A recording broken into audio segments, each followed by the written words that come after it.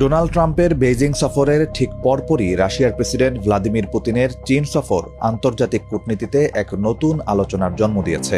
Russia, চীন ও যুক্তরাষ্ট্রের এই ত্রিভুজ সম্পর্ক নিয়ে চলছে চুলচেরা বিশ্লেষণ।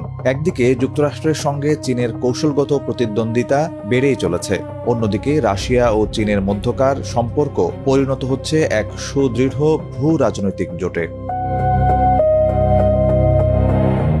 যুক্তরাষ্ট্র ও চীনের সম্পর্ক এখন আর আগের মতো নেই। একসময় বাণিজ্যিক স্বার্থের কারণে রাজনৈতিক মতবিরোধগুলোকে তারা এড়িয়ে চললেও এখন সেই যুগ শেষ। ওয়াশিংটনের প্রযুক্তিগত নিষেধাজ্ঞা এবং চীনকে কোণঠাসা করার চেষ্টার কারণে বেইজিং এখন অনেক বেশি আক্রমণাত্মক অবস্থানে রয়েছে। মার্কিন যুক্তরাষ্ট্রের এই নীতিকে চীনা নেতারা কোনো নির্দিষ্ট প্রশাসনের খেয়ালিপনা নয়, বরং দীর্ঘমেয়াদী কৌশল হিসেবেই দেখছেন। ফলে ট্রাম্প ও শি জিনপিংয়ের মধ্যকার সম্পর্ক এখন মূলত এক ধরনের নিয়ন্ত্রিত মতপার্থক্য হয়ে দাঁড়িয়েছে, যেখানে দুই দেশই দীর্ঘমেয়াদী প্রতিযোগিতাকে অবশ্যম্ভাবী বলে মেনে নিয়েছে। অন্যদিকে রাশিয়া ও চীনের সম্পর্কের ভিত্তি সম্পূর্ণ ভিন্ন।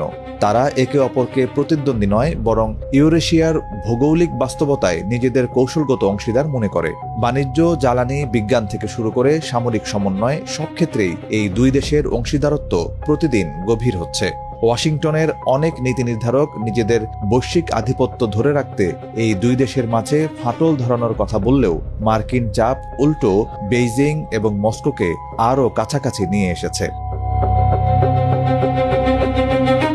রাশিয়া ও চীনের মধ্যেও যে কোনো বিরোধী নেই তা কিন্তু নয়। বাণিজ্য ও আঞ্চলিক প্রভাব নিয়ে তাদের মাঝেও দ্বন্দ্ব তৈরি হয়। তবে যুক্তরাষ্ট্র চীন সম্পর্কের মতো এগুলো অস্তিত্বের সংকট তৈরি করে না। তারা একে অপরকে শত্রু ভাবে না, বরং কৌশলগত কারণে এই সম্পর্ককে টিকিয়ে রাখা জরুরি মনে করে। আর এই পারস্পরিক আস্থার কারণেই পুতিন ও শি জিনপিংয়ের বৈঠকগুলো অনেক বেশি স্থিতিশীল এবং বিশ্বমঞ্চে এক নতুন মেরুকরণের সুস্পষ্ট বার্তা দিচ্ছে।